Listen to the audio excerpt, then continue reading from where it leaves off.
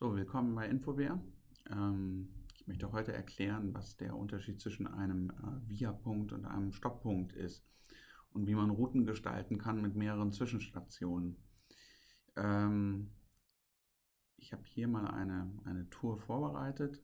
Das ist ja ein Anwendungsfall, den alle kennen, dass ein Fahrzeug, wie hier zum Beispiel, von unserer Firmenadresse in Bonn zum Stadtzentrum von Bonn fahren soll, nach Köln, nach Leverkusen und dann weiter nach Düsseldorf. So, das starte ich jetzt. Und was man hier jetzt sieht, ist, dass jedes Ziel nacheinander angefahren wird. Der fährt also hier dann wirklich ins Stadtzentrum von Bonn, sagt dann da Ziel erreicht und wird er fragen, wollen Sie jetzt weiterfahren? Und dann geht es hier nach Köln rein, sagt er auch dann wieder Ziel erreicht und so weiter. Das ist das, was was alle kennen. Wird auf Englisch als Itinerary bezeichnet. Und die Fahrzeit, hier sieht man ja, ist insgesamt 2 Stunden 6 Minuten. So, das kann ich jetzt also starten. Und dann führt er mich eben da jetzt zunächst mal nach Bonn ins Stadtzentrum. Ich sehe, die Fahrt wird 14 Minuten dauern. Gut. Jetzt gibt es alternativ noch eine andere Methode.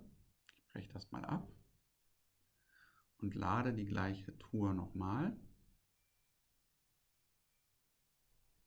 Und jetzt gibt es aber hier diese kleinen Symbole hier, diese hier.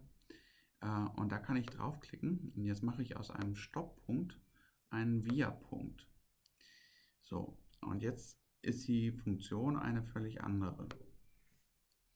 Jetzt wird nämlich eine Route gerechnet, die, ich sag mal, in der Nähe dieser Via-Punkte vorbeiführt. So, die Route läuft da einfach entlang.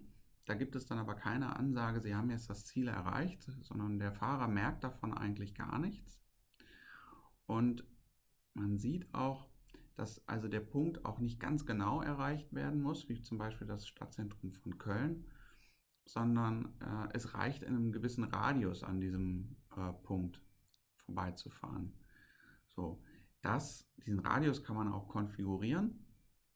Wenn man beispielsweise sagt, okay, dieser Zipfel hier, der ist jetzt unschön, das ist eigentlich nicht das, was ich gemeint habe, das will ich gar nicht erreichen, dann macht man diesen Radius größer.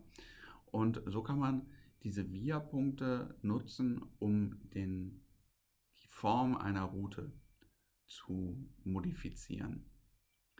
Muss man allerdings aufpassen, denn wenn man durch so einen Via-Punkt nicht durchfährt, wenn der Fahrer durch diesen Radius nicht durchfährt, dann führt die Route wieder zurück. Dann versucht er das irgendwie zu erreichen. Da muss man also schon irgendwie ein bisschen vorsichtig mit umgehen mit dieser Funktion.